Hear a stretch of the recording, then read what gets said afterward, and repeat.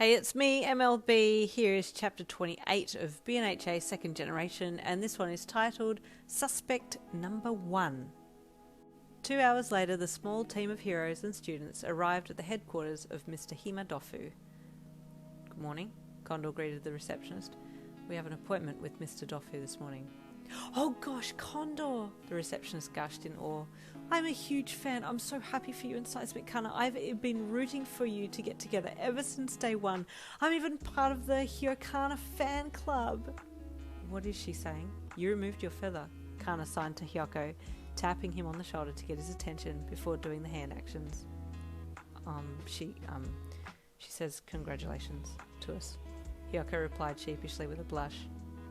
That is not all she said, Kana signed back cheekily. I was able to lip read a small portion. Oh, were you? Hiyoko chuckled shyly. Oh, we can talk about it later. He then turned back to the receptionist. Thank you for your support, he smiled, giving the lady a small bow. Oh, but of course, she replied joyously. Allow me to lead you to Mr. Dofu's office. She happily led the way up to the owner's office and then knocked on the door. Mr. Dofu, your appointment is here. Show them in, please, an elderly voice called. The door was pushed open and the team stepped inside. Oh, she said with surprise. Mr. Dofu looked like he was about 200 years old. His very wrinkly skin made him look a little disturbing, while a light glow surrounded him. Good morning, Mr. Dofu, Hiyoko greeted candidly, leading the way in front of the students. To excuse the intrusion. Not at all, not at all, Mr. Dofu replied as he walked back over to his desk and sat down. Hiyoko watched the elderly man closely, then smiled. And amid a quirk, the winged hero commented. Mr. Dofu nodded.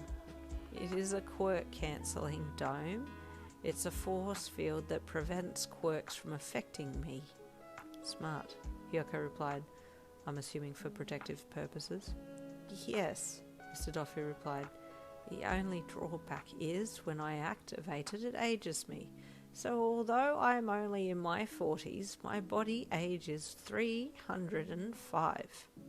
Jinsei pulled a face as something weeped from Mr. Dofu's drooping eyelid. I see, Hiyoko said, clearing his throat. We have some questions regarding the theft from your shops as of late. Ah, Mr. Dofu sighed. Yes? Do you have any suspects? Hiyoko asked. Well, a few. There have been a few ex-employees who would love to see my demise. Hiyoko looked at Soshi. Todoroki, would you like to ask some questions? He asked, smiling encouragingly to the white-haired student. Yes, Soshi nodded at Hiyoko and then directed his question at Mr. Dofu. Could you please tell us about the employees? Certainly, young man, Mr. Dofu replied. The one who I suspect the most was one of my managers. Very nice man, helped me a lot when I was starting out. We were very close, and then he asked if we could partner with the businesses, but I said no. He was asking for 60% of the shares. Soshi nodded and waited for Mr. Dofu to continue. We had a big fight. And before he left, he told me he would get even. He would see me go broke. Mr. Dofu, did your manager have a quirk? Jinsei asked. I'm pretty sure he did, but we never really discussed quirks. I'm sure you'd be able to find it on his employee sheet. Do you still have the sheet here? Jinsei asked excitedly. Mr. Dofu nodded and got up, walking over to the filing cabinet. He opened it and spent a little time going through all the tabs, but he couldn't find the employee he was looking for. I'm sorry, it's not here. I could have sworn it was still here, he said with confusion lacing his elderly voice.